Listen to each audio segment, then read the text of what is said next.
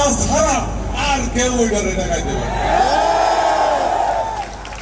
আমি স্পষ্ট বলছি, ইনশাআল্লাহ কুমিল্লার নামেই বিভাগ হবে, কুমিল্লার নামেই বিভাগ হবে, ইনশাআল্লাহ কুমিল্লার নামেই বিভাগ হবে।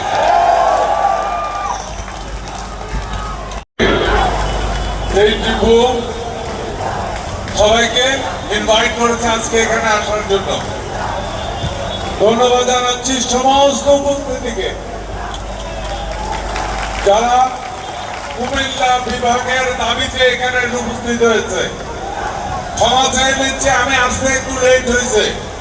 আসার পথে দেখি ম্যাক্সিমাম 2 হাত লম্বা এক পিচ্ছি মাথার মধ্যে পট্টি লাগায় রাখছে কুমিল্লা বিভাগ, এবং ওর মা বলতেছে জলদি আইটাই আসেন কাকার লোকে ছবি উঠা। আমি ভিড়া দেখলাম যে আমার হাঁটুর দিছে। এই মেয়ে যদি বিভাগের দাবিতে আজকের এই সমাবেশে আসতে পারে।